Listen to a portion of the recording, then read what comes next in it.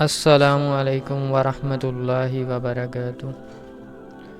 اللہ عز و جل کا یہ فرمان ہے کہ ہم نے بلا شبہ آپ صلی اللہ علیہ وآلہ وسلم کی طرف وحی کا نزول اسی طرح کیا ہے جس طرح نوح علیہ السلام اور ان کے بعد آنے والے تمام نبیوں کی طرف کیا تھا۔ حضرت علقمہ بن وقاص لیثی کہتے ہیں، میں نے حضرت عمر بن خطاب رضی اللہ تعالیٰ عنہ کی زبان سے سنا، وہ فرما رہے تھے کہ میں نے جناب رسول اللہ صلی اللہ علیہ وآلہ وسلم سے سنا، آپ صلی اللہ علیہ وآلہ وسلم فرما رہے تھے کہ تمام اعمال کا دار و مدار نیت پر ہے۔ ہر عمل کا نتیجہ ہر انسان کو اس کی نیت کے مطابق ہی ملے گا۔ پس جس کی ہجرت دولت دنیا حاصل کرنے کے لیے ہو یا کسی عورت سے شادی کی غرض ہو، پس اس کی ہجرت انہی چیزوں کے لیے ہوگی جن کے حاصل کرنے کی نیت سے اس نے ہجرت کی۔ حدیث نمبر 2۔ ام المؤمنین حضرت عائشہ صدیقہ رضی اللہ تعالیٰ عنہ سے روایت ہے کہ ایک شخص حارث بن حشام نامی نے نبی کریم صلی اللہ علیہ وآلہ وسلم سے سوال کیا تھا کہ یا رسول اللہ صلی اللہ علیہ وآلہ وسلم، آپ پر وحی کیسے نازل ہوتی ہے؟ آپ صلی اللہ علیہ وآلہ وسلم نے فرمایا کہ وحی نازل ہوتے وقت کبھی مجھ کو گھنٹی کی سی آواز محسوس ہوتی ہے، اور وحی کی یہ کیفیت مجھ پر بہت شاق گزرتی ہے۔ جب یہ کیفیت ختم ہوتی ہے تو میرے دل و دماغ پر اس فرشتے کے ذریعے نازل شدہ وحی محفوظ ہو جاتی ہے، اور کسی وقت ایسا ہوتا ہے کہ فرشتہ بشکل انسان میرے پاس آتا ہے اور مجھ سے کلام کرتا ہے، پس میں اس کا کہا ہوا یاد رکھ لیتا ہوں۔ حضرت عائشہ رضی اللہ تعالیٰ عنہ کا بیان ہے کہ میں نے سخت کڑاکے کی سردی میں نبی کریم صلی اللہ علیہ وآلہ وسلم کو دیکھا ہے کہ آپ صلی اللہ علیہ وآلہ وسلم پر وحی نازل ہوئی، اور جب اس کا سلسلہ موقوف ہوا تو آپ صلی اللہ علیہ وآلہ وسلم کی پیشانی پسینے سے شرابور تھی۔ ام المؤمنین حضرت عائشہ رضی اللہ تعالیٰ عنہ سے روایت ہے کہ نبی کریم صلی اللہ علیہ وآلہ وسلم پر وحی کا ابتدائی دور اچھے سچے پاکیزہ خوابوں سے شروع ہوا۔ آپ صلی اللہ علیہ وآلہ وسلم خواب میں جو کچھ دیکھتے وہ صبح کی روشنی کی طرح صحیح اور سچا ثابت ہوتا۔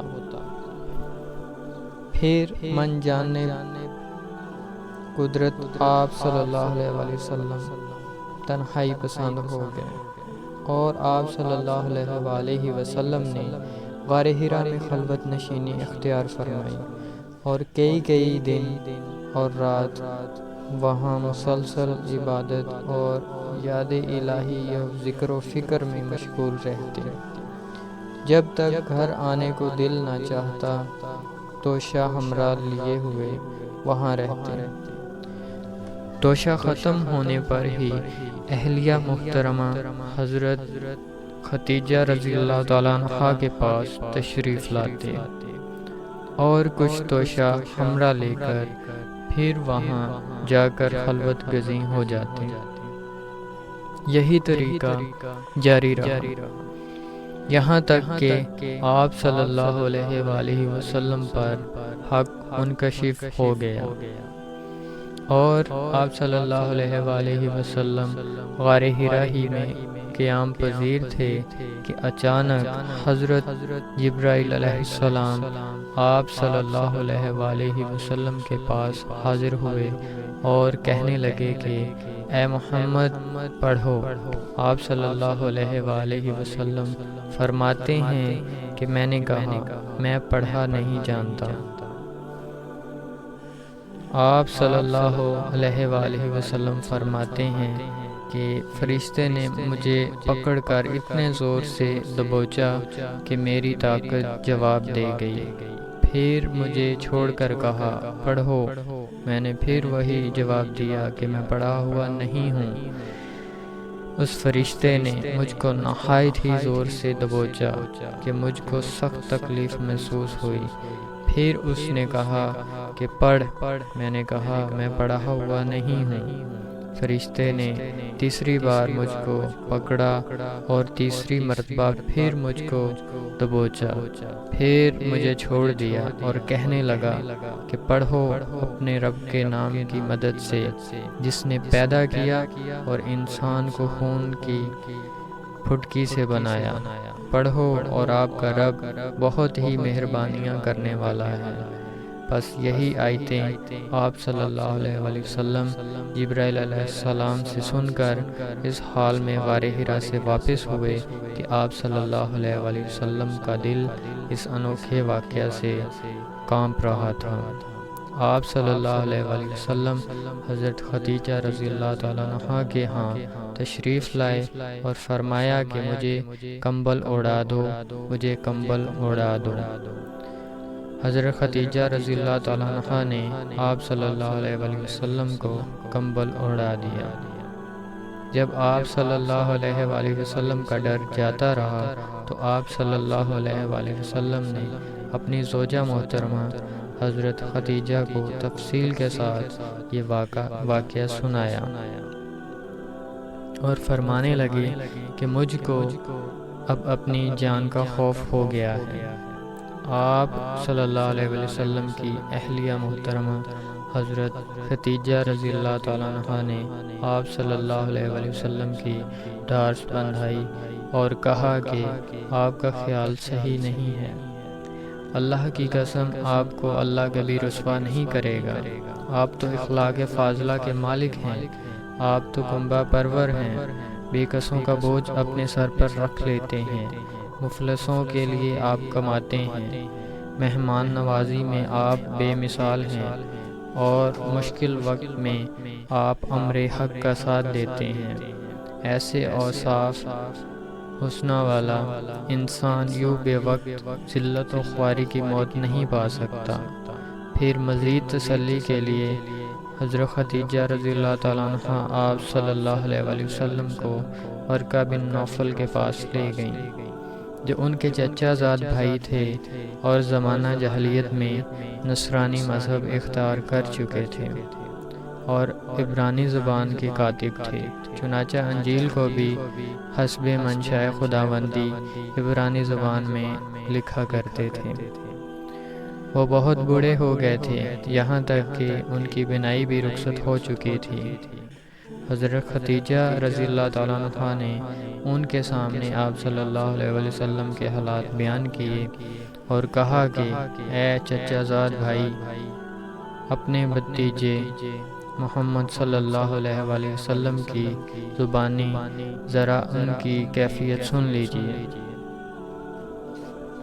وہ بولے کہ بھتیجے، آپ نے جو کچھ دیکھا ہے اس کی تفصیل سناؤ۔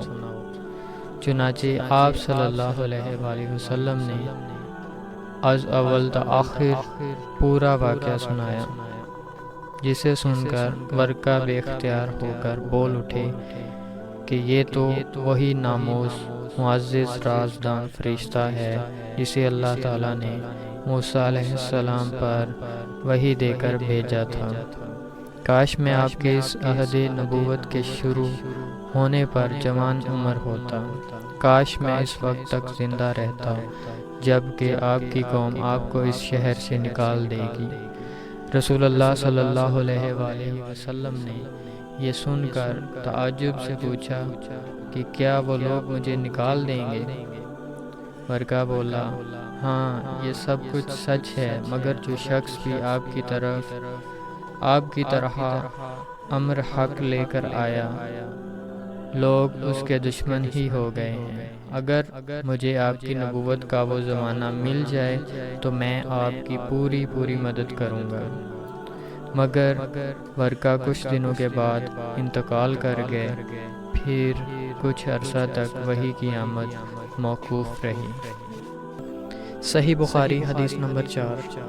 ابن شہاب کہتے ہیں مجھ کو ابو سلمہ بن عبد الرحمن نے جابر بن عبداللہ انصاری رضی اللہ تعالیٰ عنہ سے یہ روایت نقل کی کہ آپ صلی اللہ علیہ وآلہ وسلم نے وحی کے رک جانے کے زمانے کے حالات بیان فرماتے ہوئے کہا کہ ایک روز میں چلا جا رہا تھا کہ اچانک میں نے آسمان کی طرف ایک آواز سنی، اور میں نے اپنا سر آسمان کی طرف اٹھایا، کیا دیکھتا ہوں کہ وہی فرشتہ جو میرے پاس غار حرا میں آیا تھا وہ آسمان و زمین کے بیچ ایک کرسی پر بیٹھا ہوا ہے۔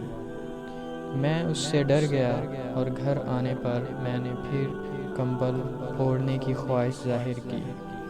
اس وقت اللہ پاک کی طرف سے یہ آیات نازل ہوئیں، اے لحاف اوڑھ کر لیٹنے والے، اٹھ کھڑا ہو اور لوگوں کو عذاب الہی سے ڈرا، اور اپنے رب کی بڑائی بیان کر، اور اپنے کپڑوں کو پاک صاف رکھ اور گندگی سے دور رہ۔ اس کے بعد وہی تیزی کے ساتھ پے در پے آنے لگی۔